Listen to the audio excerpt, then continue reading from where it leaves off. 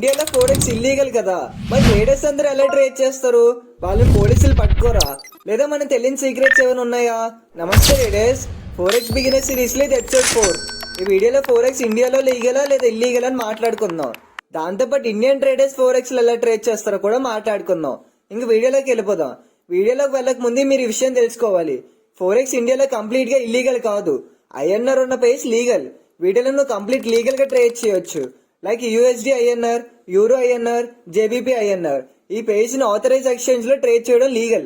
మీకు ఇక్కడ డౌట్ వస్తుంది, ఇండియాలో ఈ పేజ్ లీగల్ అయినప్పుడు అందరూ ఐఎన్ఆర్ ఉన్న పేజ్ లో ట్రేడ్ చేయొచ్చు కదా అని. కానీ చెయ్యరు. దానికి answer liquidity, trading opportunities, clear movement. Xi USD, euro USD, JBP USD వీటిలో క్లియర్ ప్రైస్ మూవ్మెంట్ ఉంటది, లిక్విడిటీ ఎక్కువ ఉంటది. అందుకే అందరూ ఈ పేజ్ లోనే ట్రేడ్ చేస్తారు.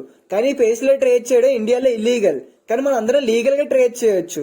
అది ఎలాగంటే ప్రాఫార్మ్స్ అంటే ఏంటి, అవి ఎలా వర్క్ అవుతాయి, అసలు ట్రేడర్స్ ఎందుకు ప్రాఫార్మ్ చూస్ చేసుకోవాలి, ఇవన్నిటికీ ఆన్సర్ నెక్స్ట్ ఎపిసోడ్ లో ఎక్స్ప్లెయిన్ చేస్తారు మావా.